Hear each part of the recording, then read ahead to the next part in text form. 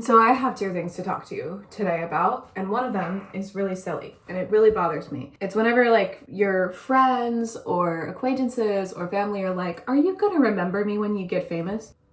Like as if some alien comes down and wipes my memory of everybody I've ever met the second I like make it and become famous. I don't think that's gonna happen, and I get that like there's a weird misconstruction in our brains about how it is when people make it and become famous as an influencer, actor, whatever the heck. It's kind of a weird thing that like I've kind of like dealt with for like a long time because I've always wanted to be a famous actor. And I'm not ashamed of saying that anymore. I used to be so ashamed of saying that's what I always wanted, and it is what I always want. It is always what I'm going to be, and that's what I'm going to manifest for my life. And if it never happens, well, I tried. But like, I am not ashamed of that anymore. The fact that when people do say these things of, are you going to remember us when you make it? That means that they believe in you to an extent where they're like, oh my gosh, I want something from you when you make it, right? In that same regard, with external validation and realizing that you need to have your own source of validation, especially whether you become famous or not, but especially if you do become famous, you have to have that internal validation, because if you only seek the external validation, you'll end up either losing your mind, offing yourself, or both, or being depressed for the rest of your life. If like, for example, if I don't love myself and I only rely on the love of others in fame or in any kind of way in my life,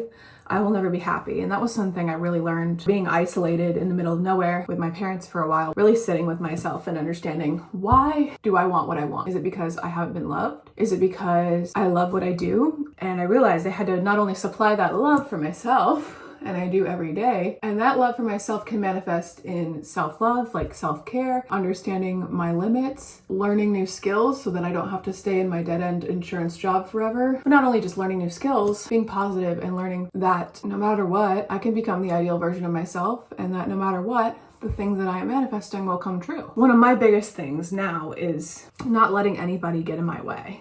And by that, I don't mean to be a selfish brat. Like, if you want to call me one, fine. I feel like, especially in this industry, everybody has their 2 cents, especially people who have been burnt out and destroyed by it. They think that if they can't progress past a certain point, you can't.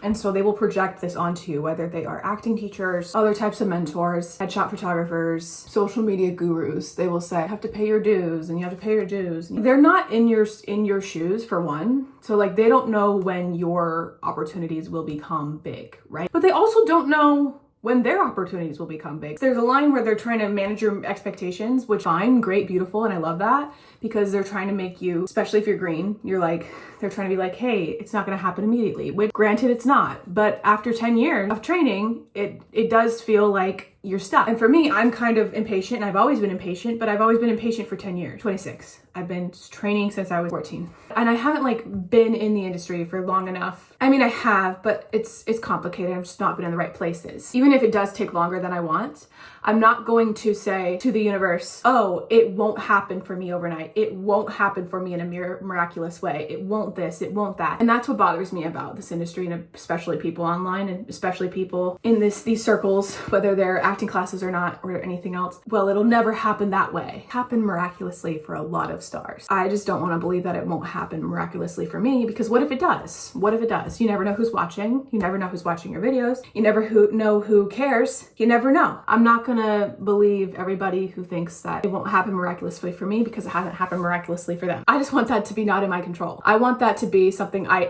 either manifest, or B, it happens out of nowhere because I believe that I was good enough. I don't want to cut down any opportunity energy-wise when somebody else just tells me that I can't. Also, it happened for Taron Egerton for Kingsman. Out of nowhere, right out of drama school, 22. Got that role. It was supposed to go to Aaron Taylor Johnson. It didn't, because I think conflict with schedule, or it just didn't really work for the role. But Taron Egerton was he was meant to play Eggsy, right? He was meant to play Eggsy, like it was meant for him. I've decided for my new year, I'm going to start believing that there is a role out there that is meant for me, and I'm not gonna let anybody tell me it isn't. That's it. And if there isn't, cool. That's not your fucking business. That's mine. I believe there's a role out there for me that is perfect for me and that will help me get where I need to go. And I'm open to whatever it could be. Honestly, I don't care. And if it blows me up like it did for Taron Egerton and Kingsman or whoever the fuck, it's Rachel Ziegler in West Side Story, cool. If not, cool. I'm gonna keep going. You ain't seen the last of me yet, bitches. What I was really trying to say is I think that the difference between people who do magnificent things and people who do smaller things are just believing in yourself to such an amount of delusion that it's insane. I feel like the people who actually make it are the people who consistently believe and show themselves evidence of miracles in their lives.